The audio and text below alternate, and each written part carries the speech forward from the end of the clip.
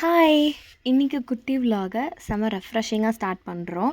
நான் காலையில் எழுந்ததுமே என்ன பண்ணேன்னா, நான் ஆல்ரெடி ஒரு ப்ரீவியஸ் மினி விலாகில் சொல்லியிருப்பேன். இந்த மாதிரி குக்கும்பர் ஐஸ் க்யூபும் பப்பாயா ஐஸ் க்யூபும் பண்ணி வச்சுருக்கேன்னு. அதில் இந்த குக்கும்பர் ஐஸ் க்யூபை காலையில் எழுந்திரிச்சோடனே ஃபேஸ் வாஷ் பண்ணிவிட்டு ப்ளெயினான ஃபேஸ்லாம் அப்படியே வந்து ரப் பண்ணுவேன். ஏன்னா எனக்கு காலைல தூங்கி எழுந்திரிச்சதுமே கொஞ்சம் அப்படியே ஃபேஸ் வந்து பொப்புன்னு வீங்கின மாதிரி இருக்கும். எப்போவுமே அப்படி தான்.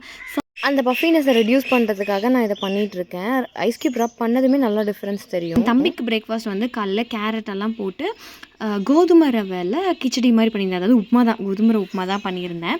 பண்ணி முடிச்சுட்டு அவனை தூங்கலாம் வச்சுட்டு நான் தலைக்கு வந்து பனானா ஹேர் பேக் போட்டேன். நம்ம சேனலில் ஆல்ரெடி இந்த ஹேர் பேக் பற்றி போட்டிருக்கேன், போய் செக் பண்ணி பாருங்கள். திடீர்னு மதியானம் சும்மா உட்காந்துருந்தேன். என் ஹஸ்பண்ட் வந்து வா வெளியில் போகலாம், உன்னை ஒரு இடத்துக்கு கூட்டிகிட்டு போகிறேன் அப்படின்னு சொல்லி சொன்னார். சரின்னு சன்ஸ்க்ரீன்லாம் போட்டு அப்பிட்டு பாருங்கள். இந்த சன்ஸ்க்ரீன் வந்து ஒயிட் காஸ்ட்டே தெரில, வேணும்னா சொல்லுங்கள், நான் வந்து சஜஸ்ட் பண்ணுறேன். அதை எங்கே போகிறோம் நானும் வழியெல்லாம் கேட்டுகிட்டே போனேன்.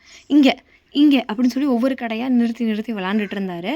அப்புறம் ஃபைனலி வந்து எனக்கு க்ளூவே இல்லை, போய் ரீச் ஆகிற வரைக்கும் அந்த இடத்துக்கு வந்துட்டோம். ஓ இங்கேயா, இங்கே தான் நான் ரொம்ப நாளாக கேட்டுட்டு இருந்தேனே, எனக்கு இது சுத்தமாக மறந்தே போச்சு, மைண்ட்லேயே இல்லை அப்படின்னு சொல்லி சொன்னேன். என்ன இடம் அப்படின்னு தெரிஞ்சுக்கிறதுக்கு கீழே லிங்க் கொடுக்குறேன், அந்த ஃபுல் வீடியோ வந்து செக் பண்ணி பாருங்கள். அண்டு ஜாலியாக ஐஸ்கிரீம்லாம் சாப்பிட்டு முடிச்சுட்டு இப்போ கொஞ்ச நேரம் பேசிகிட்டு இருந்துட்டு நல்லா இருந்தது. ரொம்ப நாள் கழிச்சு 2 பேரும் இந்த மாதிரி தனியாக வெளியில் போனது.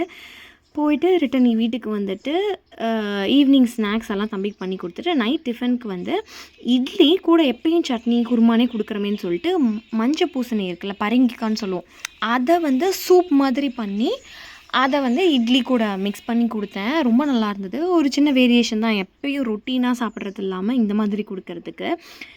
எங்களுக்கெல்லாம் பார்த்திங்க அப்படின்னா வெஜிடபிள் சாலடை சாப்பிட்டு அன்றைக்கி டேவை எண்ட் பண்ணிக்கிட்டோம். தேங்க்ஸ் ஃபார் வாட்சிங்.